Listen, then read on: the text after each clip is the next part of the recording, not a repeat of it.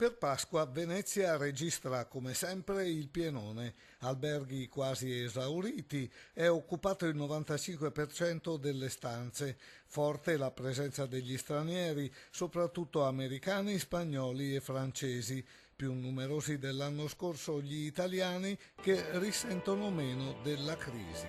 Vogliamo da Bergamo, abbiamo fatto una giornata fuori porta e quindi siamo partiti stamattina e siamo ritornati a Venezia dopo 5 anni. Comment vous l'avez trouvé, Venise?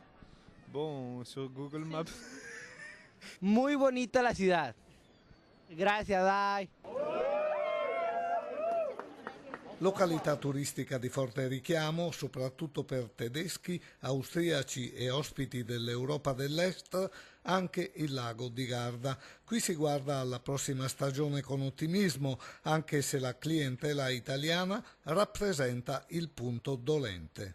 Il lavoro buono è iniziato già da una settimana e chiaramente prosegue a pieno ritmo fino al lunedì di Pasqua. E poi ci sarà un calo fisiologico per le nostre zone per riprendere poi con il periodo di tutti quanti i ponti che noi stiamo aspettando e per questi ci stiamo organizzando. Pasqua sugli sci a Cortina con piste e impianti quasi tutti a disposizione, aperta l'area del Monte Faloria fino a domenica 3 maggio. Andate a sciare? Certo, se c'è l'occasione non so ancora il posto e ci dirà il Signore, ci consiglierà dove andare. Da piccolo venivo qua con i miei, quindi abbiamo valutato, dopo un'offerta tramite una nostra conoscente, siamo venuti qua. Io sono bergamasco di origine, vivo a Milano e per me le montagne le ho nel sangue.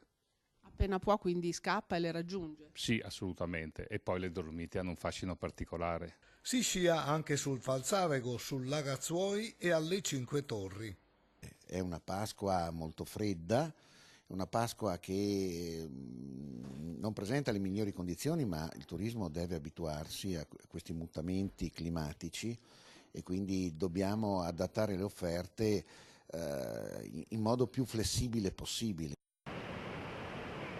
A Jesolo Pasqua apre la nuova stagione, i primi turisti italiani hanno occupato la metà delle stanze a disposizione, per gli ospiti stranieri bisognerà aspettare maggio. Dal sentore c'è un calo dell'ospite russo, però abbiamo un buon ritorno dell'ospite di lingua germanica e tradizionale l'ospite italiano che quello non tradisce mai le nostre aspettative.